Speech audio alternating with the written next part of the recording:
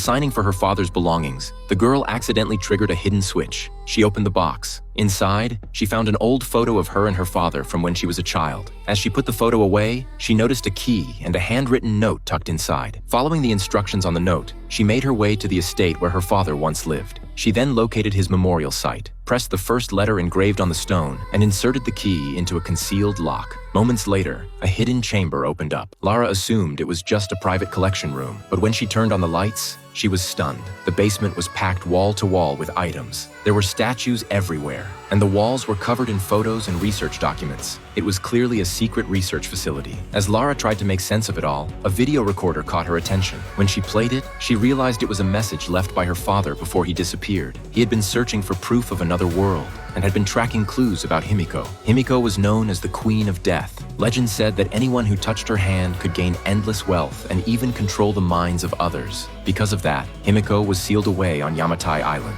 To prevent that power from falling into the wrong hands, her father had traveled there. After learning the truth behind his disappearance, Lara decided to go to Yamatai to find him. To do that, she bought a boat and set out with her boyfriend, Azu. As they sailed into open waters, they had no idea the danger closing in around them. Yamatai lies within the Devil's Sea, where no ship that enters has ever returned. Sure enough, not long after, they were caught in a violent storm. The waves were so intense that the ship quickly spun out of control. Just as they were about to abandon it, a massive wave slammed the vessel into hidden rocks.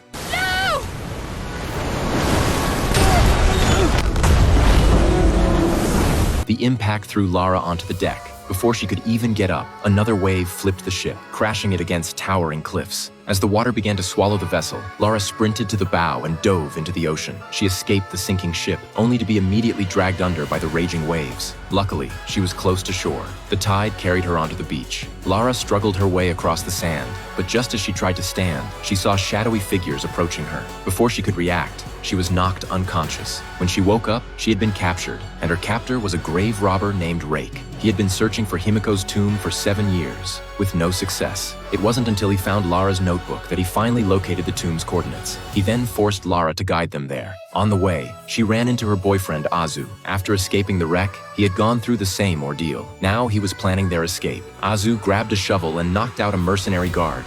Go!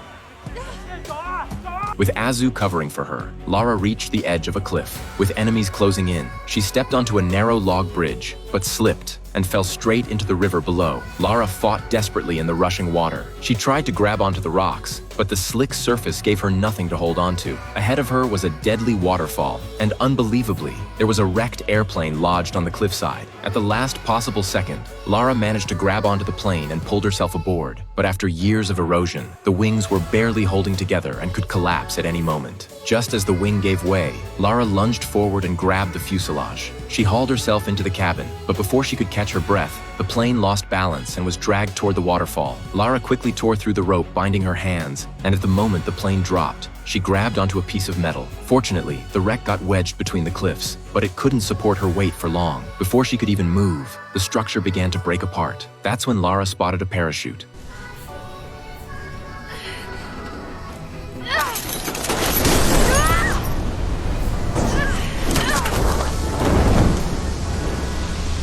Even after deploying it, she realized it was riddled with holes, causing her to fall much faster than expected. Somehow she managed to land safely, but as she tried to get up, she realized a branch had pierced her abdomen. The overwhelming pain caused her to pass out instantly. When Lara woke up, it was already night. She sensed danger nearby, and just as she tried to move, someone grabbed her from behind and slammed her to the ground. In that moment, Lara grabbed a rock and knocked the attacker out. Then she spotted a figure in the distance, so she chased it into a cave, only to discover her long-lost father. But instead of a joyful reunion, he scolded her for coming. The next morning, he had vanished again without a trace. Where could he have gone?